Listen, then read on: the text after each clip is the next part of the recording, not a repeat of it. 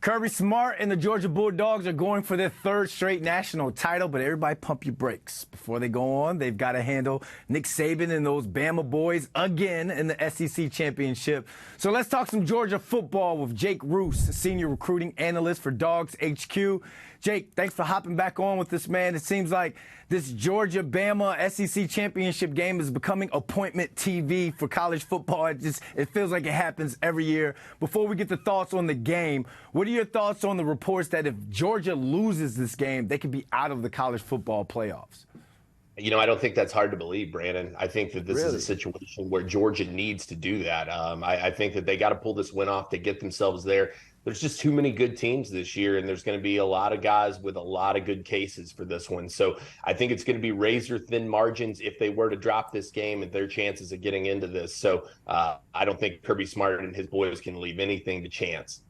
All right, there's even more riding on this game. I mean, you would think a team with 20-something plus wins would be able to get in even with one loss, especially in a conference championship game. So break this game down for us, man. What are the keys to the game for the Bulldogs? You know, I think that obviously the first key you got to look at is containing Jalen Milroe. Those scrambling quarterbacks that give Georgia problems all year. And really, it's not even just about Milroe and his ability to get outside the pocket and create with his feet, but it's his ability to extend plays that's really impressive as well. So, that gives guys more time that can create mismatches in that secondary. You can't cover forever. So that's where Georgia really has to affect it. They've got to shut down that run from Milroe, but they've also got to get in there and make him make quick decisions with some pass rush. I think you're going to see Georgia come after the quarterback a little bit more than they have all year.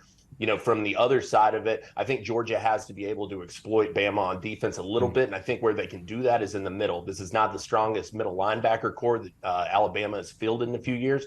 I think that Georgia has some matchups there with tight ends, as well as that intermediate passing game that Carson Beck can work that can play into their favor in a big way. Yeah, it's going to be a game full of athletes, detailed work, and full of first-rounders. If Georgia can pull this off, they go into the college football playoffs. Can they three-peat? I think so. For my money, I think that this game may have a shot to be the game. It may be the decider. Who pulls this one out may have a real shot of pulling out the whole thing. So I think Alabama could be in with a win. I think Georgia certainly is in with a win. I think either one of those two, if they are ultimately there in the end, will be standing at the top of the college football world, at least from where I'm sitting. Well, all eyes are going to be in this game for sure. I am. I've got a nice table at the Ainsworth in downtown New York. They're going to make this thing into a party. But before we let you go, defensive back coach for Georgia, Fran Brown, is now going to take over as the head guy in Syracuse. Tell Orange Nation, who are they getting as their new head coach?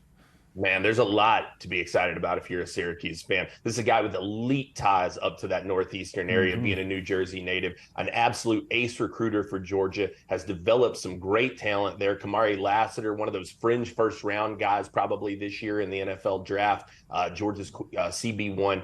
Fran Brown worked closely with him. He's helped them land multiple guys in this class, including the #1 corner in the 2024 class, a couple guys out of New Jersey on the offense and defensive line.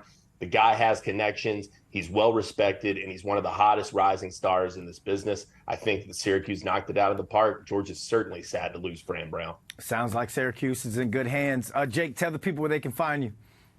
Yeah, come over and check us out at DawgsHQ. That's part of the On3 network. You can also follow me on Twitter at Roos Recruiting. That's REUSE Recruiting. Roos. Thanks for joining us, my man. I appreciate it. Thank you.